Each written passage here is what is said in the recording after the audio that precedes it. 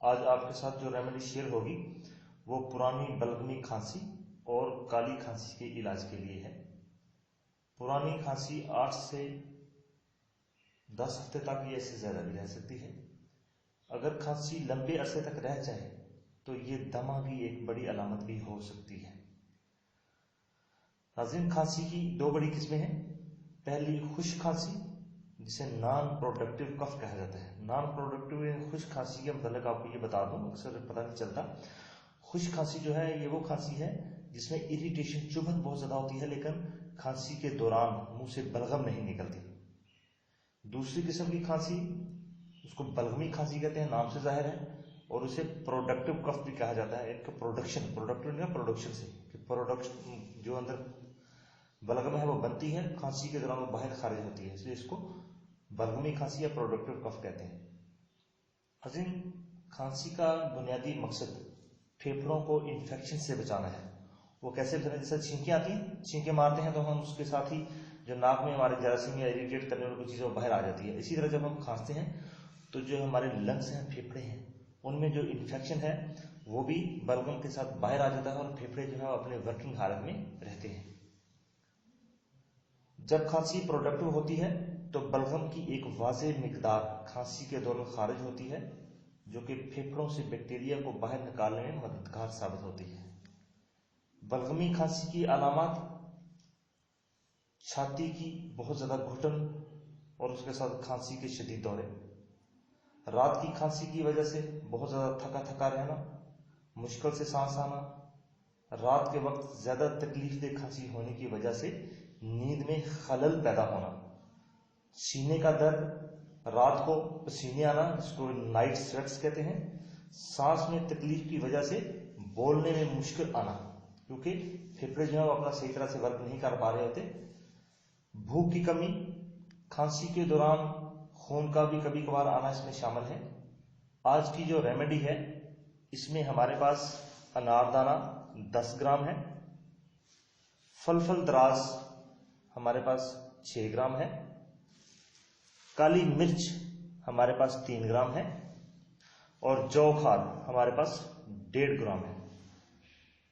नाज़रीन, ये जो फलफल दराज है जिसको लॉन्ग पेपर कहते हैं, इसका बुनियादी मकसद जो है वो बलगमी अमराज जो खांसी हैं उनको दूर करना है। हमारे पास जौ खाद है, ये बहुत ही अक्सीर है। इसका काम क्या है? एक तो ये मुखरज बलगम है, यानी कि ये फेफड़ों में बात खांसी होती है लेकिन खांसी के साथ बलगम बाहर नहीं आ रही होती, उस सूरत हाल में ये बलगम को बाहर निकालता है। और कैसे निकालता है? बलगम को ये पतला करता है, पतला करके फिर उसको बाहर निकालने में मददगार साबित होता है। हमारे पास काली मिर्च है। काली मिर्च बुनियादी तौर पर वर्म को कम करती है, क्योंकि जब भी हमें खांसी होती है तो फेफड़े हमारे जो है वो सूजे होते हैं, स्वेलिंग होती है उनको ये दूर करती है और जहर को खत्म करती है। मैंने अपने एक पहले प्रोग्राम में आपको बताया था कि जहर का यहाँ मतलब ये है कि जो बैक्टीरिया अंदर इन्फेक्शन काज कर रहे थे उनकी इन्फेक्शन को तिब की जुबान में जहर भी कहा जाता है, तो ये उसको भी ये खत्म करती है। अनारदाना हमारे पास मौजूद है, ये भूख लगाता है और कुव्वत मुदाफियत को बढ़ाता है ताकि मर्ज को खत्म करने में मदद मिले। इन तमाम चीजों को बारीक पीसकर चने के दाने के बराबर गोलियां बना लें और 2 गोलियां सुबह, 2 दोपहर, 2 शाम खाना खाने के 1 घंटा बाद आपने इस्तेमाल करनी है। और उसके साथ आपने ये शरबत बनफशा हमारे पास है, शरबत बनफशा से आपने इस्तेमाल करनी है। तरीकाकार ये है कि आधा कप नीम गर्म पानी लेना है और उसमें 2 चम्मच शरबत बनफशा के आपने डाल के उससे ये टैबलेट आपने खानी है। शरबत बनफशा जो है वो अपनी जगह खुद भी एक अहमियत का हामिल है। शरबत बनफशा जो है खांसी के अलावा छाती की दर्द, सर दर्द, जुकाम का भी अफाका से होता है और नज़ला और जुकाम की वजह से आंखों और सर में जो दर्द होता है उसमें भी ये खातिर खा अफाका देता है। अब हम इन तमाम चीज़ों को अच्छी तरह से पीस लेंगे ग्राइंडर में डालकर।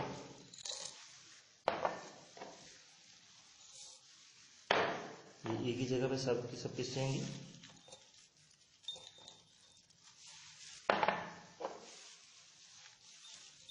इसमें नाज़रीन जो हम आपके लिए नुस्खे लेके आते हैं वो नुस्खे इंतहाई मुजर्रब और तजर्बाशुदा होते हैं।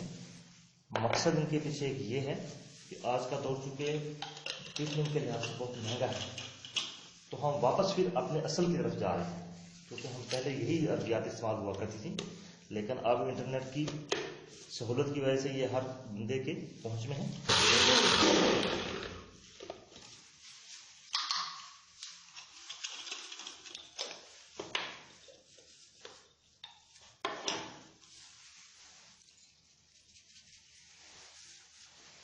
ये अच्छी तरह से पिस चुकी हैं।